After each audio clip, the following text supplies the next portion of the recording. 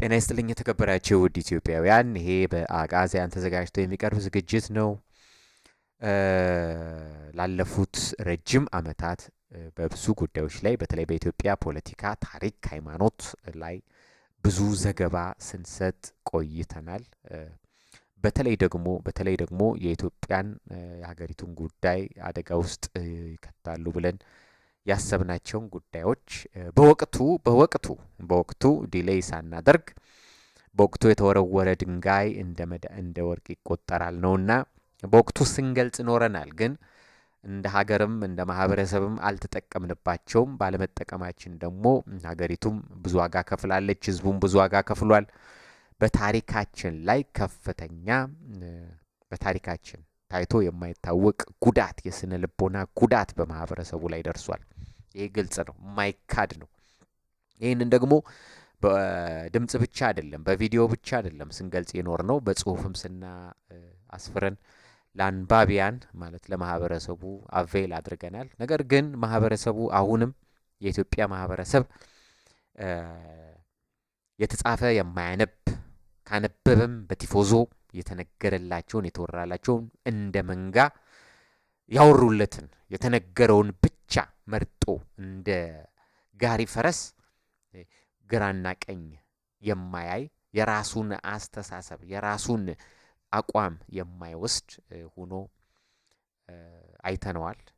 በዛም ምክንያት አላነበበም። ስለዚህ ተጎድቷል።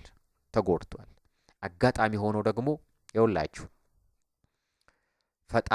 ፈጣሪ አንዳንድ ግለሰቦችን ለእንደዚህ አይነት ጉዳይ ለማህበረሰብ እንዲናገሩ ይረዳቸዋል፣ ያግዛቸዋል፣ ምክንያት ይሆናል።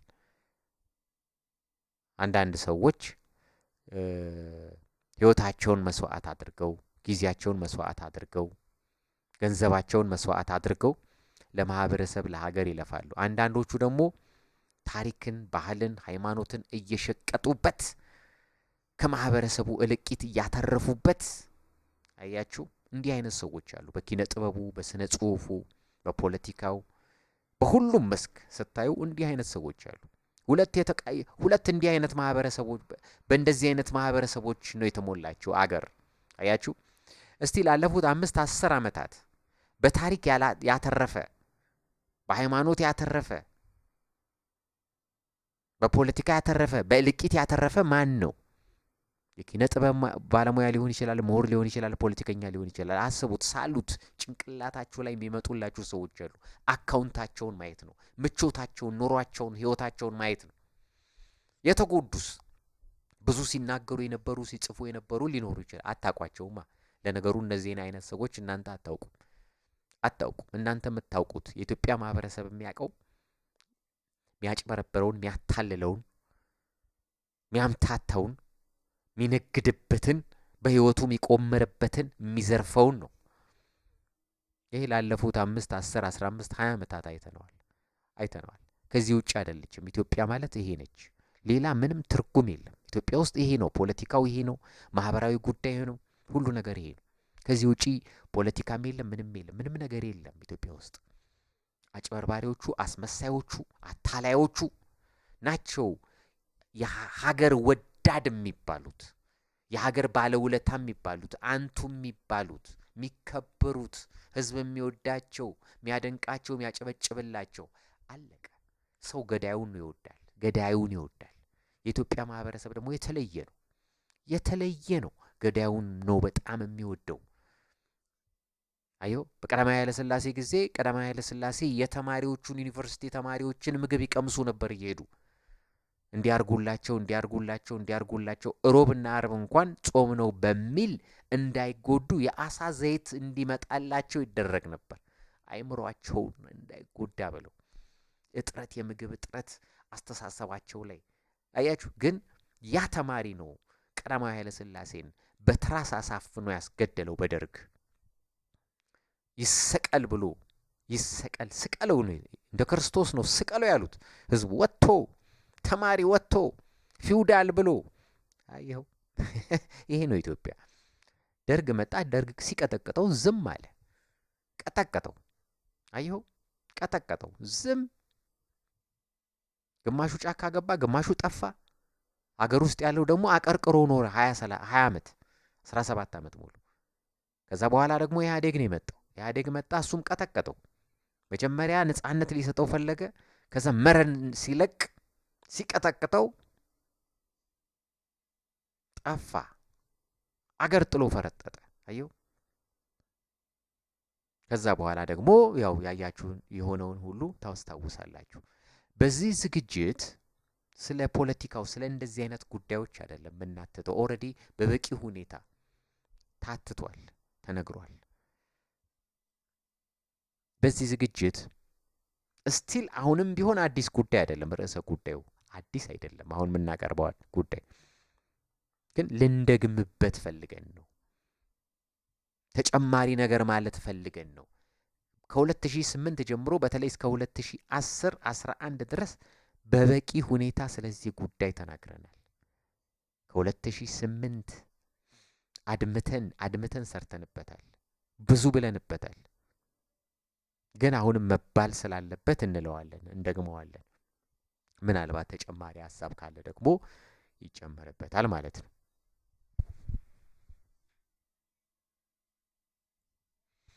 አሁን ቴዎድሮስን ምን ያመጣው ነው ጥያቄው። ቴዎድሮስን ምን ያመጣው? ቴዎድሮስ ስለ አጼ ቴዎድሮስ በዚህ ዘመን አሁን 2018 ላይ ቴዎድሮስ የሚለው አጀንዳ ለምን ሊመጣ ተፈለገ? አጼ ቴዎድሮስ አጀንዳ፣ ይሄ የአጼ ቴዎድሮስ አጀንዳ በየዘመኑ ብቅ እያለ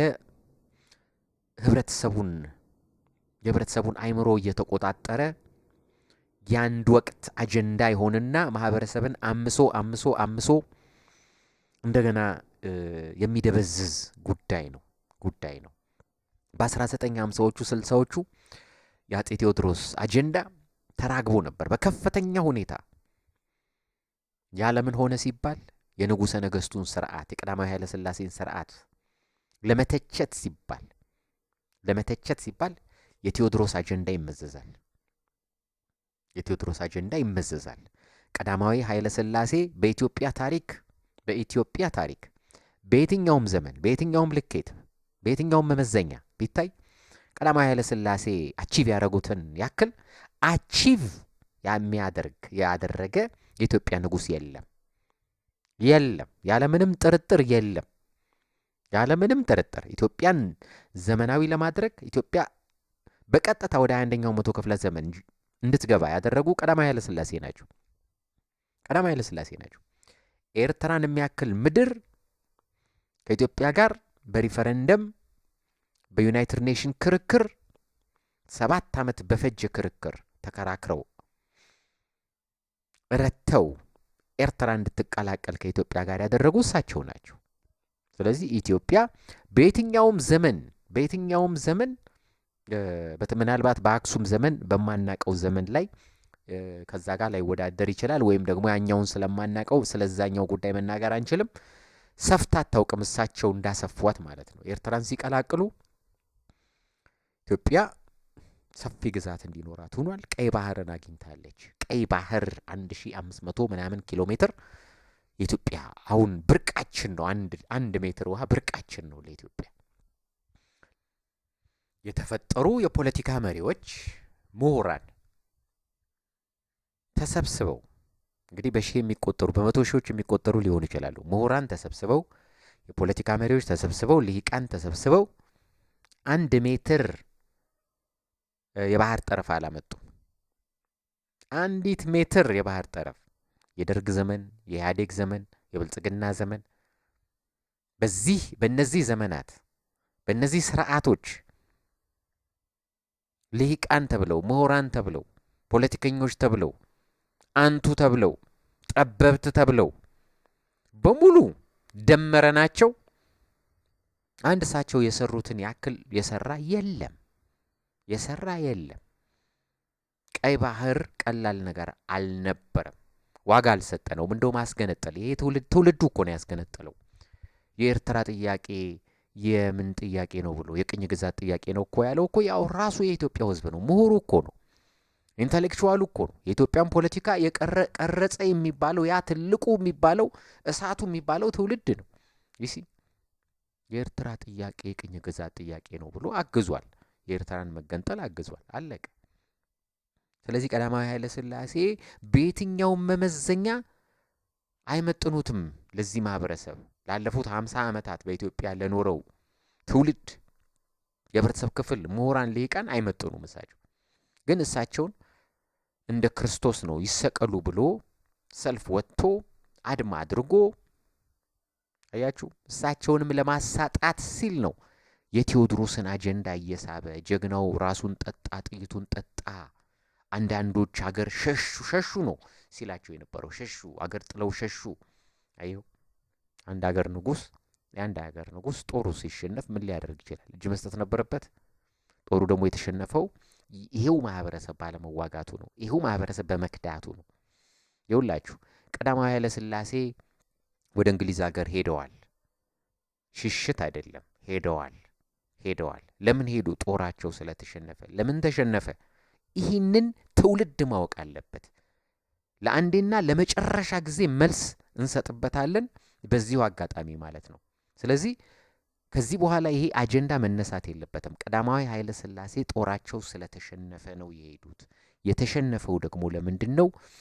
ኢጣሊያ አንደኛ ከ300 ሺህ በላይ የኢትዮጵያ ሰራዊት ኢትዮጵያዊ የሆነ ሰራዊት ይዛን የመጣችው የራሷን በመቶ ሺዎች የሚቆጠሩ እንደተጠበቀው ነው። ሁለተኛ የኢጣሊያ ጦር እጅግ አውሮፕላን ሳይቀር የመርዝ ጋዝ ሳይቀር ጭኖ የመጣና ታንኩን ላይ ይዞ የመጣበት ጊዜ ስለነበረ ነው። ኢትዮጵያ በዛ ሰዓት ላይ አልነበራትም። ሶስተኛ ይሄ ሁሉ ኃይል ኢትዮጵያን በወረረ ጊዜ ትግራይ አልተዋጋም። እንደውም ኃይለ ሥላሴ ጉግሳ የሚባለው የትግራይ የምስራቁ ትግራይ ሁለት ነው። ትግራይ የምስራቁ ክፍል ቀጥታ ከነጦሩ ጣሊያንን የተቀላቀለው። አንድ ያዘልኝ። ሁለተኛ ወሎ አልተዋጋም። እንደውም የንጉሠ ነገሥቱን ሰራዊት ነበር ሲወጋ የነበረው ጣሊያኖቹ እያስታጠቁት፣ በተለይ ይሄ ራያ አካባቢ ማለት ነው። እነ ራስ ሙሉጌታንና ልጃቸውን የአድዋውን ጀግና ራስ ሙሉጌታ በአድዋ ጦርነት የተሳተፉ እንደገና በድጋሚ ከ40 ዓመት በኋላ በስተርጅናቸው ከልጃቸው ጋር ተንቤን በረሃ ወርደው የነበሩትን ሰው የገደለው የወሎ ጦር ነው። የወሎ ባንዳ ክፍል ነው። ለኢጣሊያ አድሮ የነበረው ክፍል ነው። ጣሊያኖች አስታጥቀውት ራስ ሙሉጌታንና ልጃቸውን የገደለው። አራተኛ ጎንደር አልተዋጋም። ጎንደር ሸዋ ራሱ የቻለው ብሎ ነው ጥሎ የተመለሰው። ከራስ እምሩ ጋር የጎጃምና የጎንደር ጦር አብሮ ሄዶ ዘምቶ ነበረ በራስ እምሩ ጦር ስር እና በኤርትራ ከጀርባ ጣሊያንን ለመውጋት ኤርትራን ሁላ ድንበር አቋርጠው ሄደው ነበረ በጀርባ በኩል ጣሊያንን ለመውጋት። ያ ሳይሳካ ቀርቶ ምን ሆነ? ጎጃምም ሳይዋጋ ቀረ፣ ጎንደርም ሳይዋጋ ቀረ። ተመለሱ። እንደውም የሸዋውን ጦር እንዳያውጉ ነበር ስጋቱና ፍራቸው።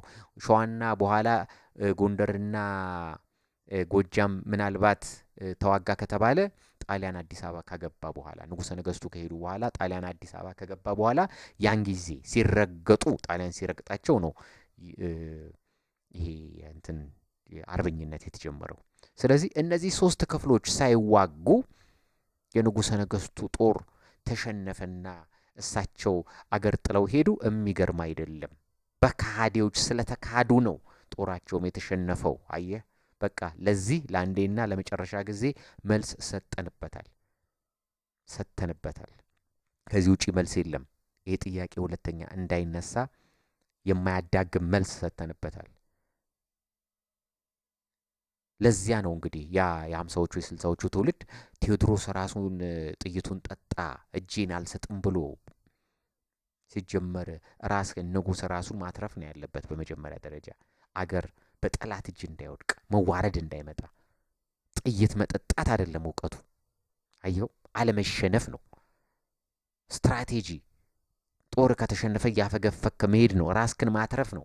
ራስህ ካለህ አትሸነፍም። የትም ቦታ ሆነህ እኮ ትዋጋለህ። ቀዳማዊ ኃይለ ሥላሴ እንግሊዝ ሄዱ። የዓለምን ማህበረሰብ አስተባበሩት። አያችሁ፣ ሁለተኛው የዓለም ጦርነት ተነሳ። የእንግሊዝን ጦር ይዘው መጡ። አለቀ። አንተ አይደለም ያሸነፍከው። ጎንደር አይደለም፣ ጎጃም አይደለም ያሸነፈው፣ ሸዋ አይደለም ያሸነፈው የኢጣሊያን ጦር። አየው፣ የእንግሊዝን ጦር ይዘው መጡ። አለቀ።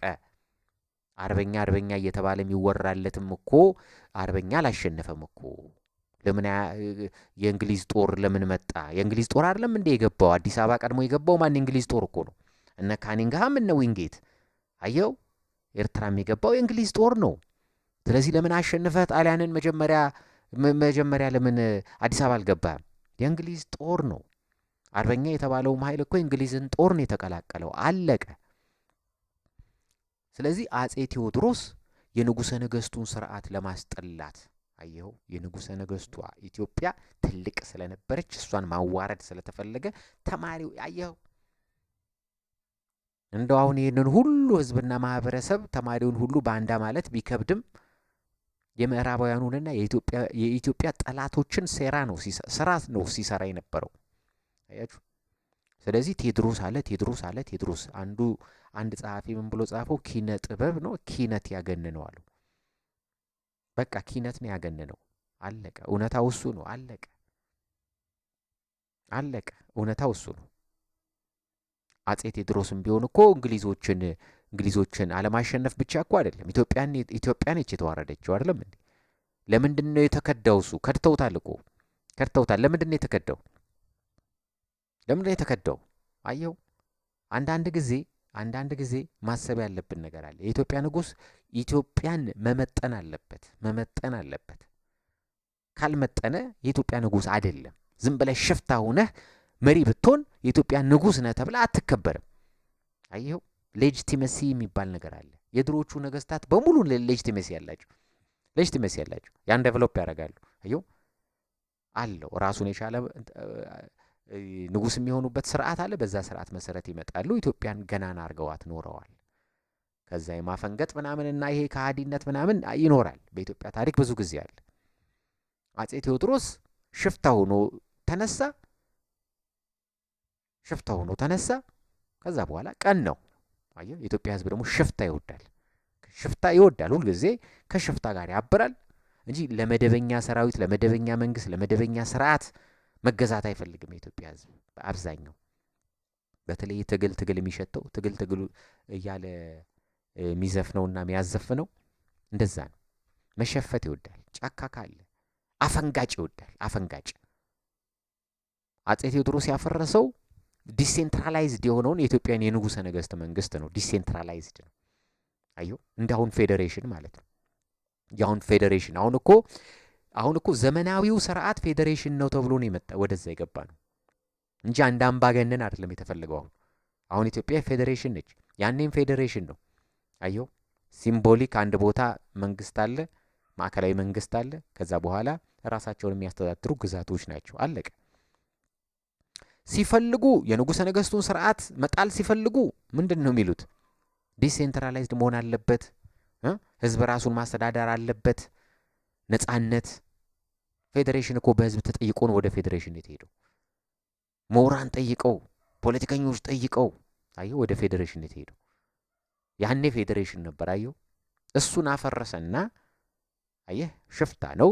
በሽፍትነት ተነሳ፣ ብዙ ተከታዮች አፈራ፣ ጫካ ገባ፣ ተዋጋ፣ የሸዋን ነገስታት መጥቶ ገደለ፣ የትግራይን ገደለ። እነራሱ ቤ ያኔ ኤርትራንና ቀይ ባህርን ቱርኮችን ሁላ ያስገብሩ የነበሩ ሰው ናቸው። ሄዶ ገደለ። ነገስታትን ማሸነፍ። አሁን አጼ ሚኒሊክ ራስ ሚካኤልን የጎጃሙን ራስ ሚካኤል በጦርነት ባሸነፉ ጊዜ የንጉስ ክብራቸውን ጠብቀው ነው የያዟቸው። የንጉስ ክብራቸውን። ከዛ በኋላ በአጼ ዮሐንስ ምልጃ የአስታራቂነት ወደ ቦታቸው ተመልሰዋል። አጼ ሚኒሊክ እንደገና ከንጉስ ጦና ጋር ከወላይታው ንጉስ ጋር እሳቸውም ጋር እንደዛ ነው። አሸነፉ። ብዙ ጉዳት ደርሷል፣ ግን አሸነፏቸው። እሳቸውንም በንጉስነት ማዕረግ ነው። አየህ፣ አታዋርድም፣ ነገስታትን አታዋርድም፣ ትልልቅ ሰዎችን ጀግኖችን አታዋርድም። ቴዎድሮስ መጣ። ያንንም መግደል የሰብአዊነትን አስተምሮ ነው ያለፈው። የሰዎችን እጅ መቁረጥ። አሁን ከጎንደር ወደ ሸዋ ሲመጣ መሀል ላይ መንገድ የሚዘጉበት ኦሮሞዎች ነበሩ። እነሱን እጃቸውን እየቆረጠ መቀጣጫ እንዲፈሩት የሰዎችን እጅ ይቆራረጥና ይልካቸዋል። ያን አይተው እንዲሸሹ ነው። ተሳክቶለታል። አየው፣ እንዲህ አይነት አውሬ መጣ ብለው ትሸሻለህ። አለቀ። እንዲህ ዝም ብሎ ጨካኝ አንድ ሀገር ላይ እንደዚህ የአንድ ሀገር ዜጋ አንድ ሀገር ላይ ሆነህ የነገን ማሰብ አለብህ። የነገን በህዝብህ ላይ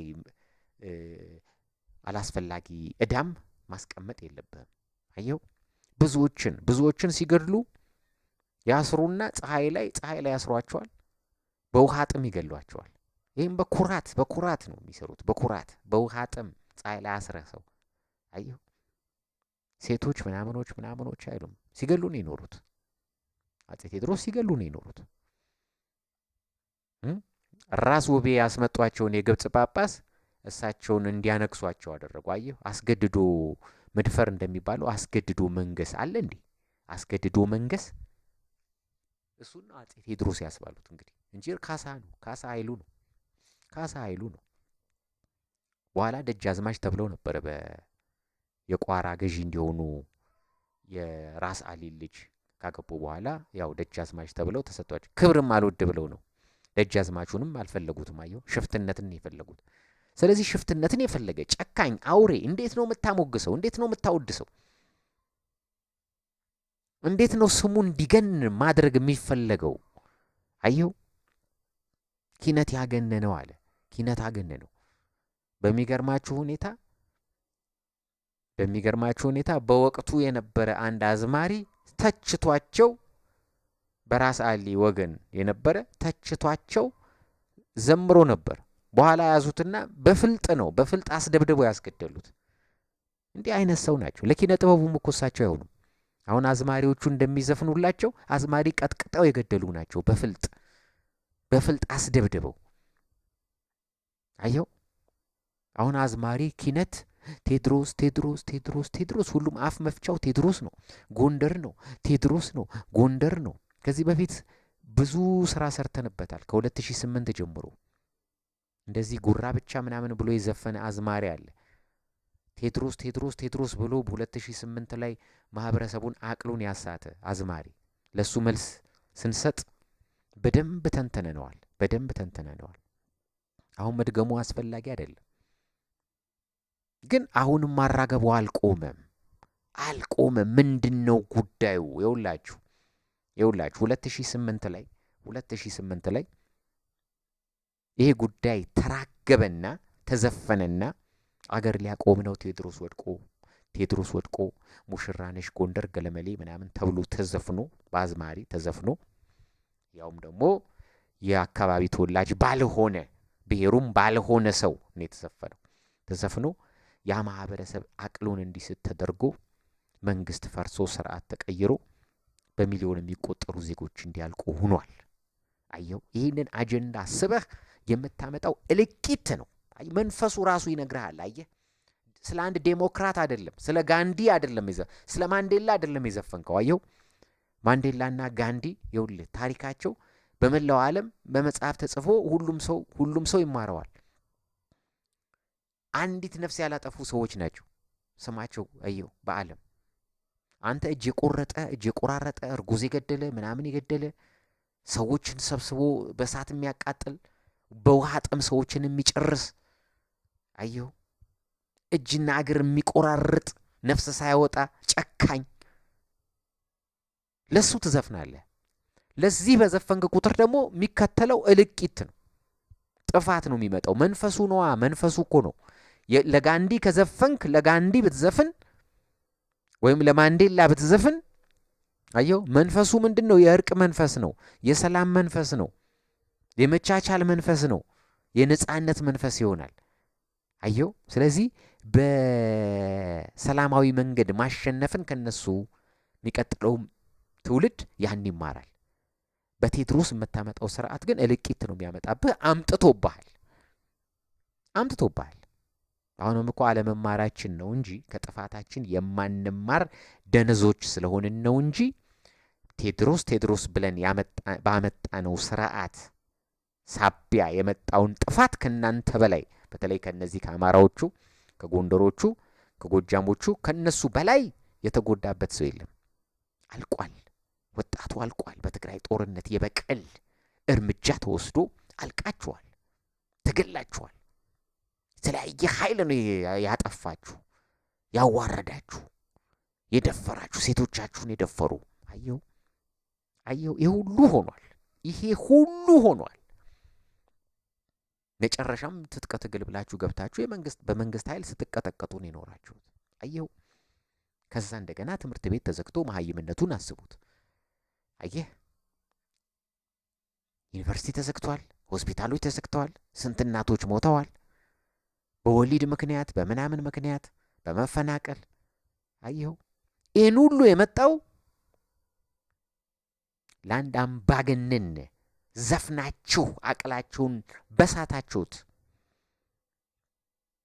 ሳቢያ ነው። በመሳታችሁ ሳቢያ ነው ይህ ሁሉ። እሺ፣ ይህ ሁሉ መጥቶ ሰከን እንኳን አንልም ወይ?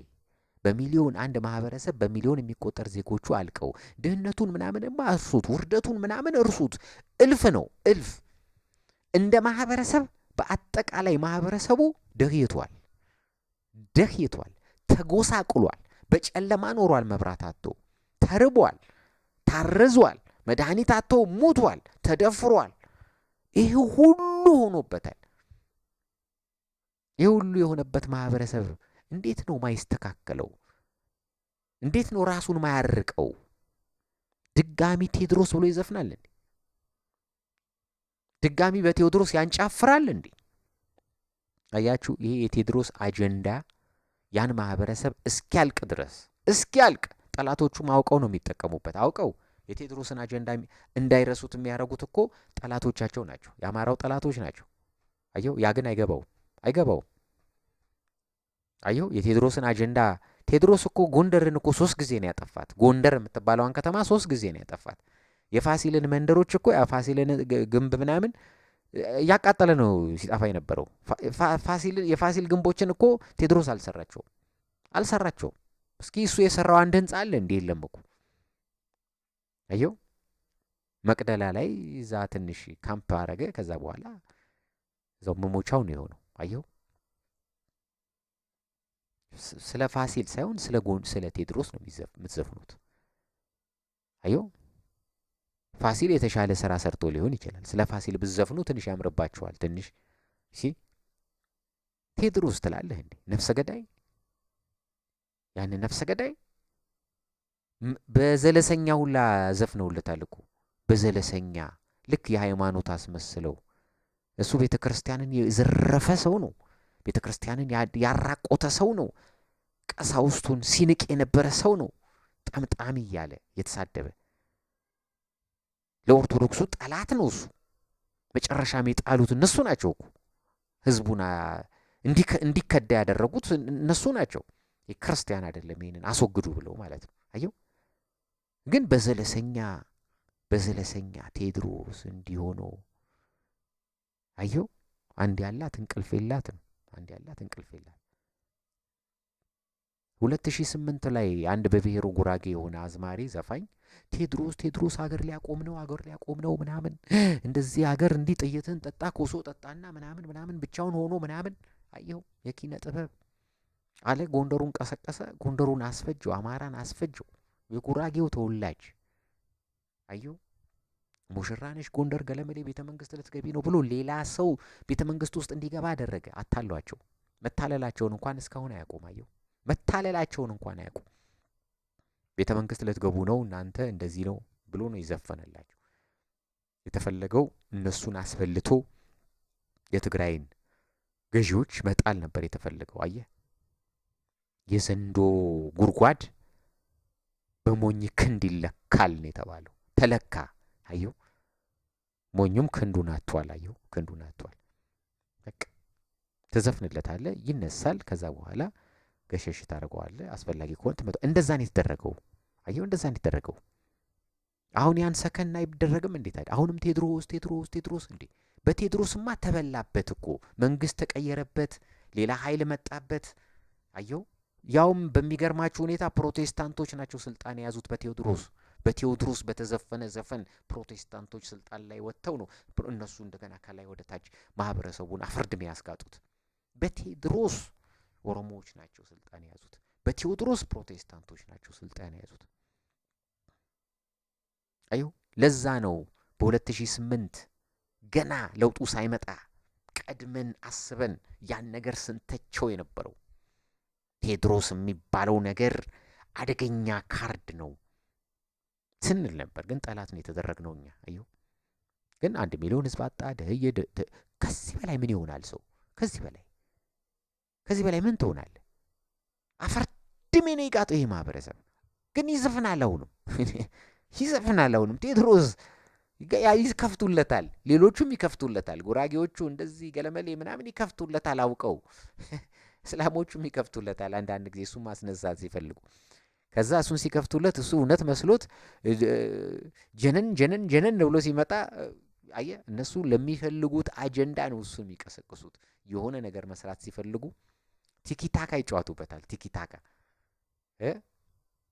እሱን ቀስቀስ ያደረጉና በዚች በኩል ያልፋሉ። አየ ማሳን ያደረጉት ግን አይገባውም። ሌሎቹ የወደዱት ይመስለዋል። ቴዎድሮስ ለኦሮሞ ምንድን ነው? ኦሮሞማ ጠላቱ እኮ ነው። እነ ወርቂትና መስታወት የሚባሉ የወሎ ገዢዎች እኮ ቀሰፈው ነው የያዙት እኮ እስከለተሞቱ ድረስ እስከለተሞቱ። እንደውም ወርቂት ትሆናለች ገላው ወርቂት ነች እሷ ገደለችው የሚባለው። ራሱን አይደለም የገደለው ወርቂት ነች። ምክንያቱም እሷ ጦር ነው የገደለው ይባል ነበር። እሷን ማሸነፍ እኮ አለ። እሷን ማሸነፍ ያልቻለ ሰው ነው እንኮ እንግሊዞችን ነውና ገጠሙኝ ያለው። ነጮቹን አስሮ እነሱ መጥተው አየህ እንደ ጀግና ስምን ስተክል መሸነፍ ላልቀረ በሴት ከተሸነፈ ከሚባል እንግሊዞቹ እንዲመጡ ነጮቹን አስር ነጮች። አየህ የውጭን ሰው ከለላ የሌለውን ሰው ደግሞ አታጠቃም። ይሄ ራሱ ሽንፈት ነው። ከለላ የሌለውን ነጮቹን እዚህ ጋር 10 ነጭ አገኘህና ሀገር ላይ እነሱን ማሰቃየት፣ እነሱን ስላሰርክ ጀግና በቃ አሁንም ቢሆን የሱ ጀግንነት የሚመነጨው ከዛ ነው። ፈረንጆችን አስሮ ፈረንጅ ስላሰረ ማለት ነው። ክርስቶስም ተሰቅሏል እኮ። ክርስቶስንም ይዘው እኮ ሰቅለውታል እንኳን ፈረንጅ። ስለዚህ ፈረንጅ እዚህ ጋር ያዘ፣ ፈረንጅ አሰረ። ፈረንጅን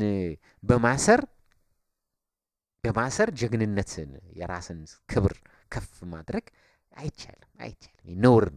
ነውር ነው። እንግዳ እንደዚህ አቅመ ደካማ የሆነን ሰው ብቻውን ስላገኘው እሱ ላይ ውሻ በሰፈሩ አንበሳ ነው። ውሻ በሰፈሩ አንበሳ ነው፣ ጅብ ነው የሚባል ነገር አለ።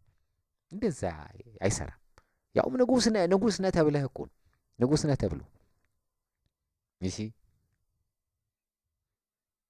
ስለዚህ አሁን ደግሞ በጣም የሚገርማችሁ ይሄ ሁሉ አልበቃ ብሎ እንደ መንግስትም በመንግስት ደረጃ እርቅ፣ ሰላም ምናምን የሚባል ነገር መጣውን። እንግዲህ በየቦታው የትግሬውም ጦርነት አልተቋጨም፣ የአማራውም ጦርነት እርስ በርሱ ነው። እንደገና እርስ በርሱ እዛ ተከፋፍሎ ይለጣለጣል። እንደገና አገር ሰላም አጣ።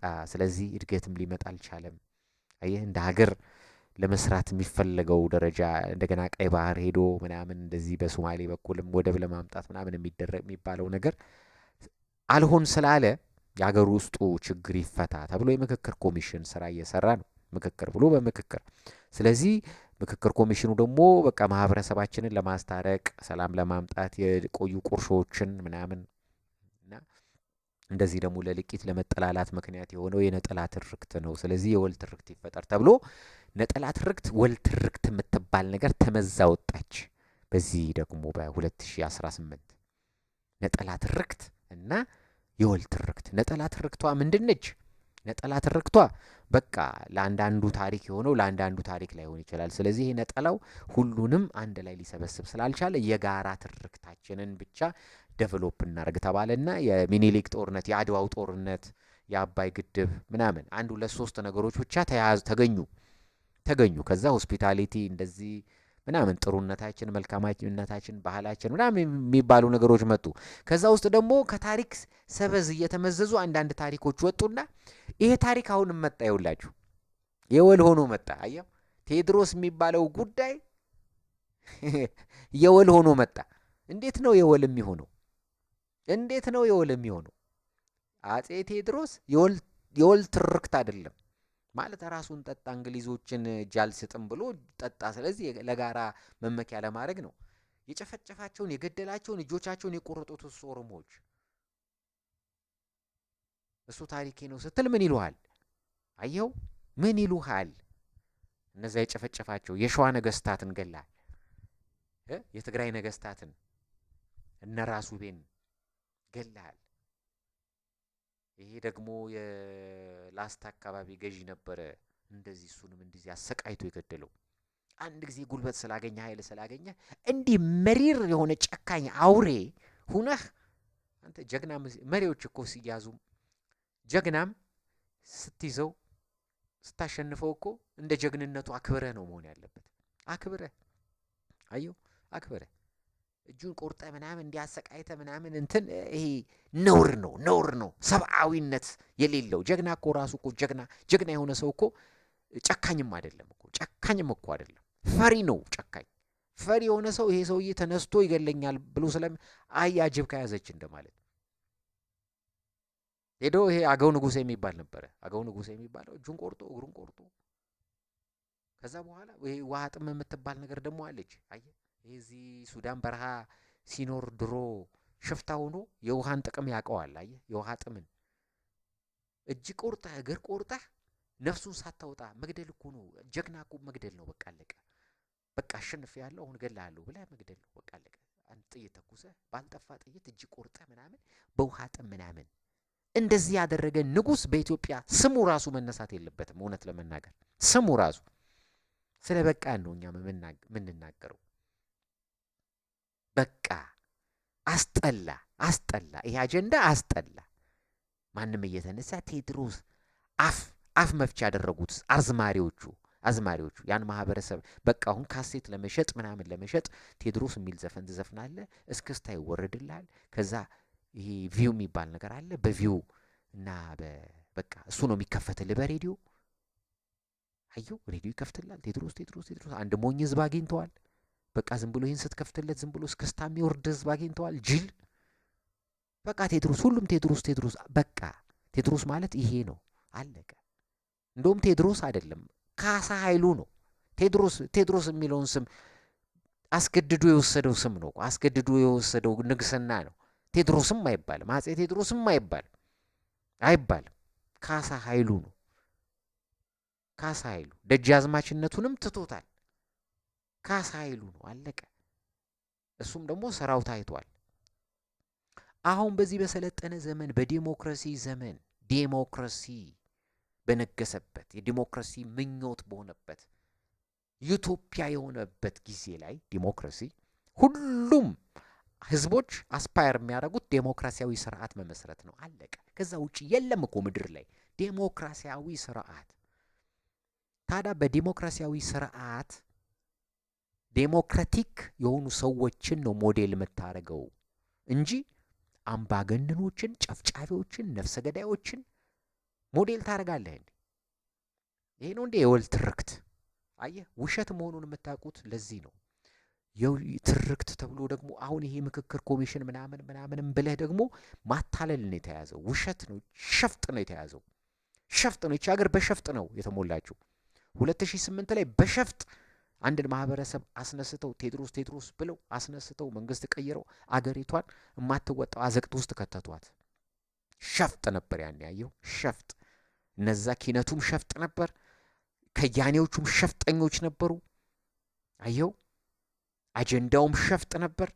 የዛ ውጤት በሚሊዮን የሚቆጠሩ ዜጎቻችን አለቁ። ሀገሪቷ ወደመች፣ ብዙ ሀብት ጠፋ፣ ተዘረፈች ሀገሪቱ። አየኸው አሁንም ዴሞክራሲን እናነግሳለን ተብሎ ዴሞክራሲ ለማምጣት ሁሉም ደፋ ቀና እያለ እሱም አልተቻለም እኮ ዴሞክራሲውንም ለማምጣት እኮ አልተቻለም ወደዛ። ምክንያቱም ቀላል አይደለም፣ አስተሳሰብ ነው ዴሞክራሲ። በትውልድ የምትሰራው ነው እንጂ በትውልድ የምትሰራው ነው። ዴሞክራቲክ አስተሳሰብ ከህፃንነት ጀምሮ ዴቨሎፕ የምታደርገው ነው፣ በትውልድ ነው የምታመጣው።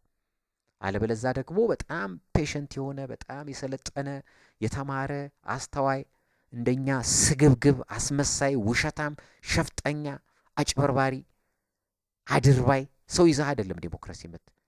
ስለዚህ አሁን ቴዎድሮስ የሚባል ነገር እየዘፈንክ ለአምባገነን እየዘፈንክ እሱን የወል ትርክታችን ነው እያልክ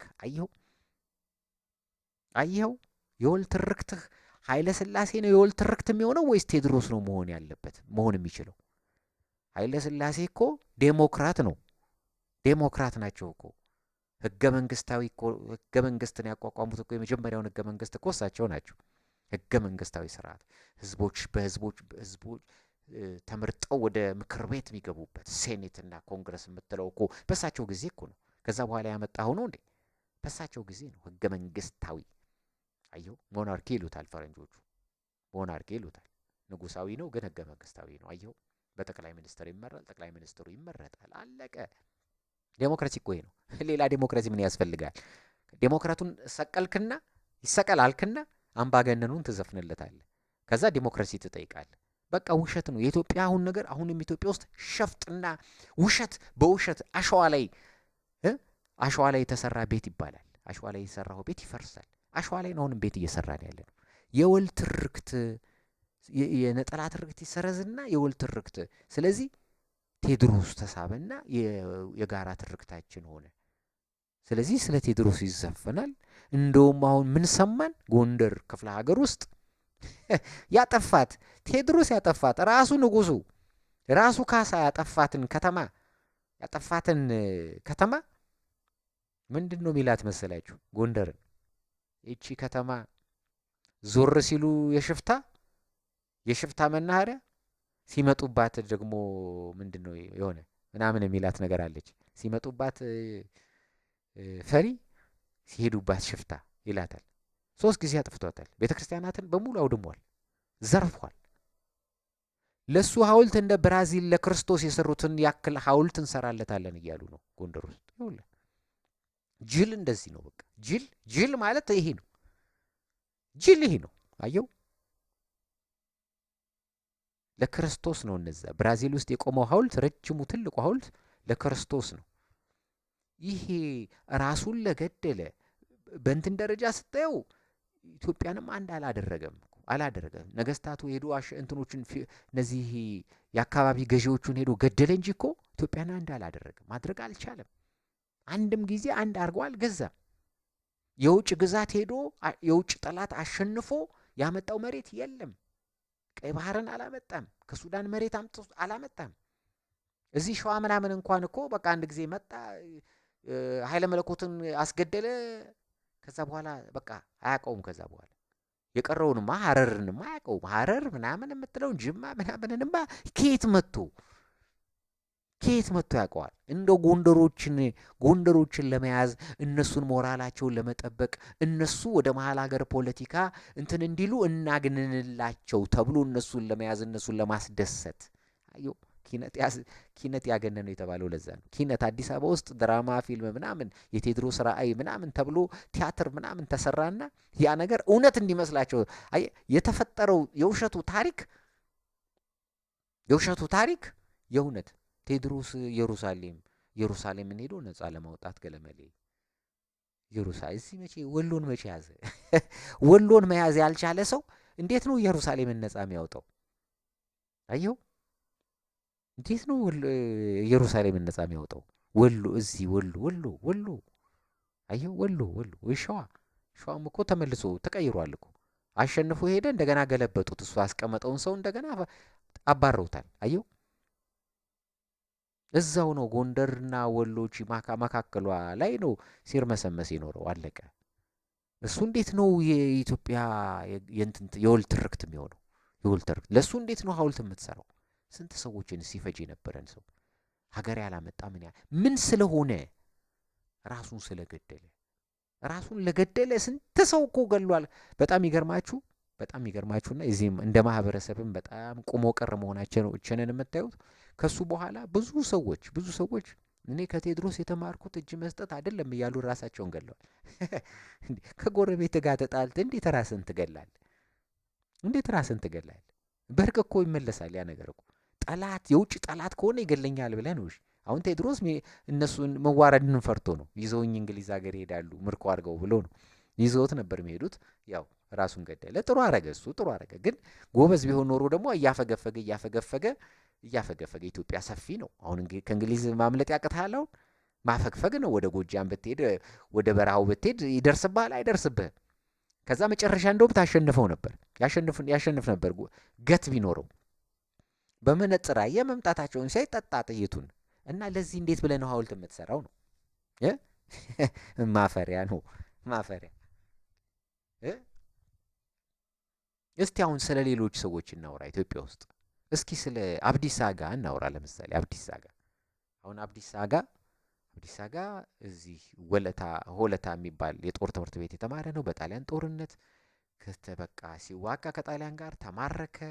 እንግዲህ ጣሊያን ሀገር ወሰዱት፣ አሰሩት። ከጣሊያን ሀገር እስር ቤት አምልጦ ጣሊያን ሀገር ዩጎዝላቪያ ምናምኖቹን እነሱም ታስረው የነበሩትን ሰዎች ይዞ ወጥቶ የጣሊያን ጫካ ውስጥ ገብቶ ጣሊያኖችን የተዋጋና እስከ መጨረሻው ሁለተኛ የዓለም ጦርነት ተነስቶ ከእንግሊዞች ጋር ተቀላቅሎ ጣሊያንን ያሸነፈ ሰው፣ በኋላ በድል አድራጊነት ኢትዮጵያ የተመለሰ ሰው ነው አብዲሳ አጋ። የዚህን ሐውልት ለዚህ መስፈን ይሻላል? ለዚህ ሐውልት ማቆም ይሻላል ወይስ ራሱን ለገደለው? አያችሁት? አንድ ያላት እንቅልፍ የላት ስለሆነ ነው ነገርየው። አንድ ያላት እንቅልፍ የላት።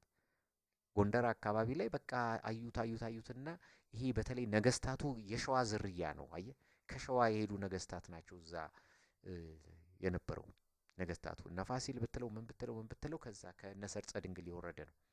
የሸዋ ነገስታት ናቸው። ስለዚህ እነሱን ነው በኋላ ቴዎድሮስ አሸነፈ የሚባለው። አየ ስለዚህ ነው ቴዎድሮስ እየተባለ ጉዳዩዋ ሌላ ነች። አየህ ጉዳዩዋ ሌላ ስለሆነች ነው። የቋራ ሰው ነው፣ ቅማንት ነው ሰውየው። ኩሽም ሊሆን ይችላል፣ ኩሻዊ ሊሆን ይችላል። ፒውር ቅማንት ስለሆነ ማለት ነው። አየው። ሌላ ሰው እናንሳ፣ ሌላ ሰው ደግሞ እናንሳ። የኃይለ ሥላሴን ተዉት፣ አናነሳው። ኃይለ ሥላሴ ሐውልት ሰራላቸው ያልኩኝ አይደለም። ኃይለ ሥላሴን ገና በጥላቻ የሰከራችሁ ስለሆናችሁ የነጠላ ትርክት አድርጋችሁታል። ማንም አያወራላቸውም ስለሳቸው የሰሩትን ስራ። ግን ትውልዱ የእሳቸውን ስም ላለማንሳት ሲሽኮረመም በዓለም ላይ ያገኝ የነበረውን ክብር አጥቷል።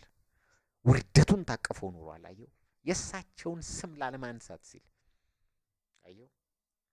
ስለዚህ እሳቸው አይመጥኑም ለዚህ ማህበረሰብ። እሳቸው ስታንዳርዳቸው ውጪ ነው። በቃ አውሮፓ ምናምን ካሉ ነገስታት ጋር ስለሆነ ከዚህኛው ትውልድ ጋር ከኢትዮጵያ ውስጥ ካለው የህብረተሰብ ክፍል ጋር ሊጠራም ሞራል የለውም ይሄ ህብረተሰብ። ስለዚህ ስለሳቸው አናወራም። አሁን ወደ ሌላ ሰው ልውሰዳችሁ። አሉላ አባ ነጋ የሚባል ሰው አለ። ራስ አሉላ ይኸውላችሁ ጣሊያኖችን፣ ግብጾችን በተደጋጋሚ ያሸንፈዋል። ግብጾችን የራስ ኃይሉ ጀነራል ነው። ማን ነው? ራስ ነው። በራስ ኃይሉ ስር የሐማሴን ገዢ ነው። የሐማሴን አካባቢ ኤርትራ ውስጥ የነበረው አይቱ። በኢትዮጵያ ታሪክ በአጼ ዮሐንስ ዘመን በተደጋጋሚ ግብጽ ወራለች ይባላል። አየህ አጼ ዮሐንስ ጉንደትና ጉራ ላይ እንደገና ሌላ አንድ ቦታ አለ፣ 3 ቦታ ላይ ትልልቅ ድሎች አድርገዋል ግብጾችን። ስለዚህ የዚህ የጦር አመራር ደግሞ ሲሰጥ የነበረው በራስ አሉላ ነው። ግብጾችን 3 ጊዜ 4 ጊዜ 5 ጊዜ በተደጋጋሚ አሸንፏቸዋል። ግብጾችን የተለያየ መልክ እነ ፓሻ ይባላል። ኢስማኤል ፓሻ ነው ምናምን የሚባል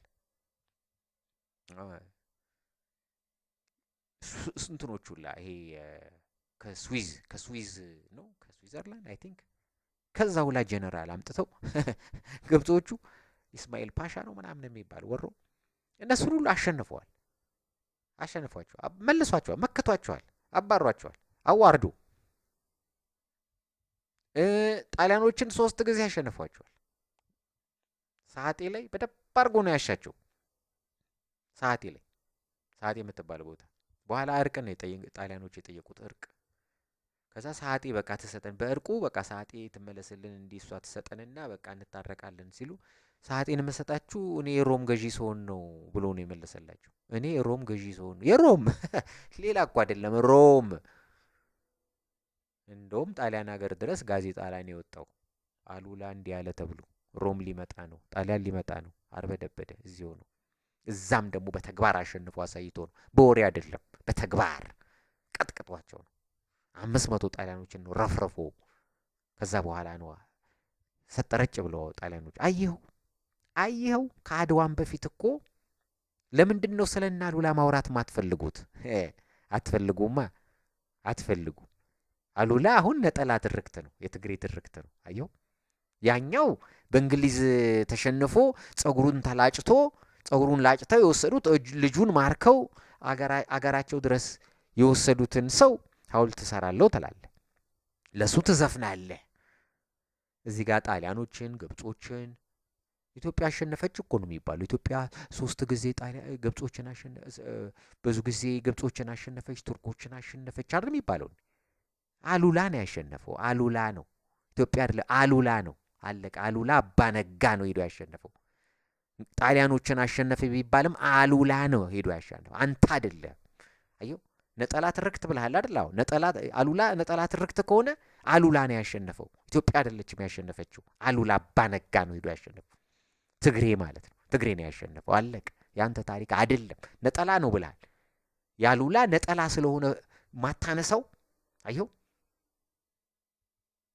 የወል ትርክት ደግሞ ቴዎድሮስ ከሆነ አየህ፣ እንግሊዝ ጸጉር ላጭቶ ሄደው የኢትዮጵያን ነው ጸጉር፣ የኢትዮጵያን ንጉስ ነው ላጭቶ ሄደው። ስለዚህ ይህንን ውርደት ታሪክህን ምን ብለህ ነው ሐውልት የምታቆምለት? አየው፣ ውርደት ታሪክህን። ይሄኛው ነጠላ ይሄኛው እንትን ከሆነ ማለት ነው። አየው፣ ለምን እዚህ ውስጥ እንገባለን? የሁሉ ነገር ለምን እዚህ ውስጥ ይገባል? ለምን ልክ አይኖረውም? ሁሉም ነገር ልክ ይኑረው፣ ልክ ይኑረው። ማራገቡም ልክ ይኑረው፣ ማጋነኑም ልክ ይኑረው።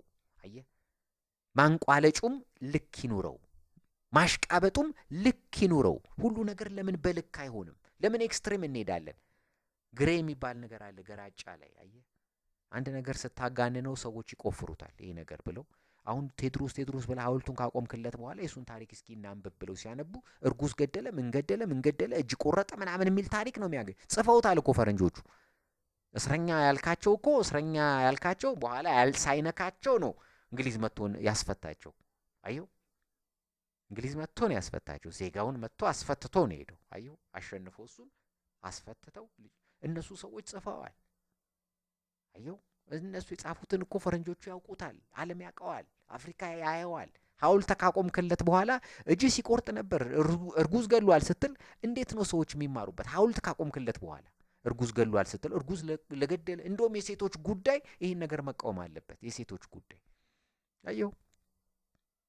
አየው ሰዎችን ሰብስቦ ያቃጠለን ሰው፣ የሃይማኖት አባት የገደለን ሰው፣ ጳጳስን የሚያክል ነገር ግብፃዊ ናቸው። የኢትዮጵያ ጳጳስ ለ1000 ዓመት ከግብፅ ነው የምናመጣው። አለቀ። ክርስትና የተጠበቀው በእነሱ ነው። ሌላውን ነገር ተዉት። አለቀ። የኢትዮጵያ ክርስትና ተጠብቋል፣ አነሰም በዛም። እነሱ እንትን በነበሩበት ሰዓት ላይ አልጠፋም እንደሌላው። ግብፅ የሱዳን እኮ ጠፍቷል፣ የሊቢያ ጠፍቷል፣ የሌሎቹ ሀገሮች ጠፍቷል። ስለዚህ እነሱን ጠላት ለማድረግ ብለህ አየው፣ እነሱ ግብጾች እንዲያደርጉ ነበር ገለመሌ ምናምን። በቃ የግብፅ ጳጳስ ኢትዮጵያ በአፄ ኃይለ ሥላሴ ጊዜ ነው።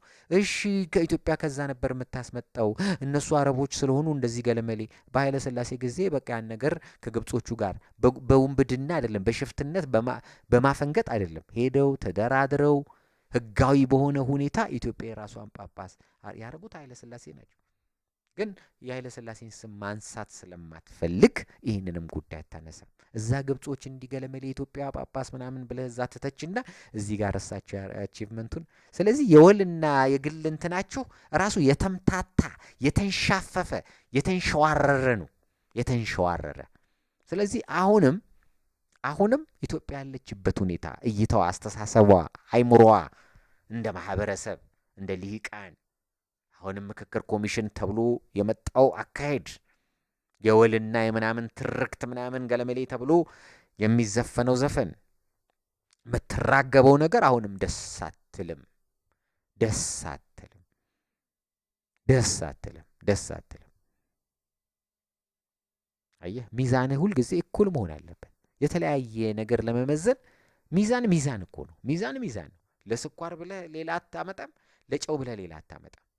ለጨውም ለስኳርም ለብረትም ለምንም ለጥጥም አንድ አይነት ሚዛን ነው የምታመጣው። 1 ኪሎ ነው።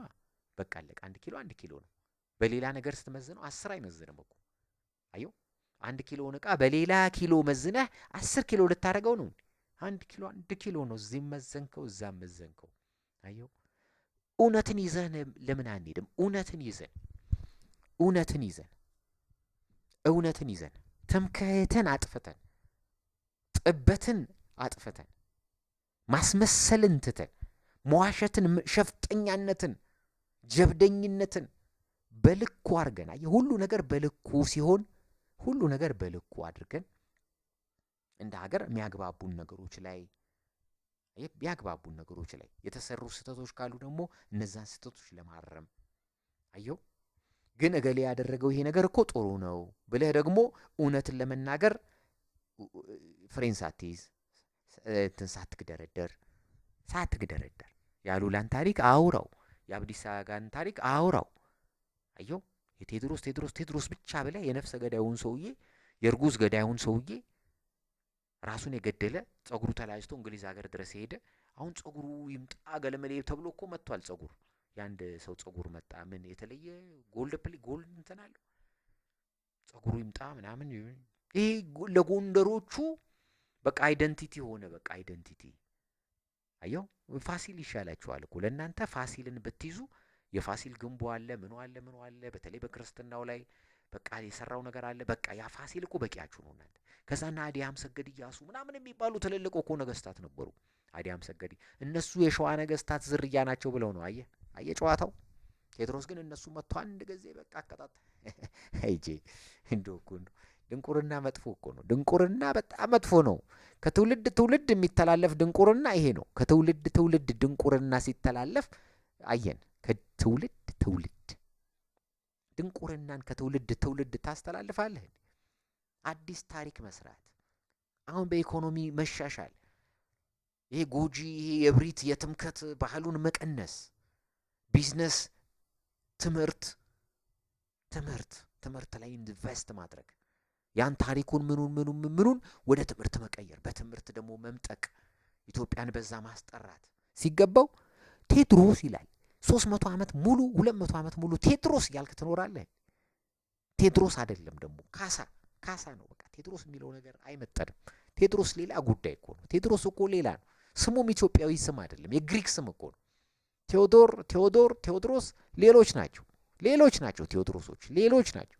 ኢትዮጵያ ውስጥ ቴዎድሮስ ብለህ ስም መሰየም አትችልም። ኢትዮጵያ ውስጥ ቴዎድሮስ የሚባል ሰው ተፈጥሮ ማያውቅም፣ ሊፈጠርም አይችልም። የምስራቅ ክርስቲያኖች እነሱ ትንቢታቸው ላይ የተቀመጠ ነው ለምስራቆች። ስለዚህ ራሻም ሊሆን ይችላል፣ ግሪክም ሊሆን ይችላል፣ አየው መቄዶንያ ሊሆን ይችላል፣ ምናምን ሊሆን ይችላል፣ ሶሪያ ሊሆን ይችላል። ኢትዮጵያ ጋር አይደለም። ቴዎድሮስ የሚባለውን ስም ዝም ብለን አናሽቃብጠው፣ አናጋሽበው፣ አገሸብ ነው። ከዚህ በፊት ይሄኛው ቴዎድሮስ ሁለተኛ ነው። ቴዎድሮስ አንደኛ የሚባለውም እንደዚህ ለአንድ ዓመት የነገሰ ንጉሥ አለ እዚህ ሸዋ ውስጥ። እሱም የቤተ ክርስቲያን ሀብት የዘረፈ ምናምን 1 ዓመት ነው። አየው አጋጣሚ ሆኖ ደግሞ ቴዎድሮሶች ኢትዮጵያ ውስጥ የሚነሱት ቴዎድሮሶች ቤተ ክርስቲያን የሚያጠፉ ናቸው። የቤተ ክርስቲያን ሀብት የሚዘርፉ ናቸው። እሱም የቤተ ክርስቲያን ሀብት የወረሰ ሰው ነው የመጀመሪያው።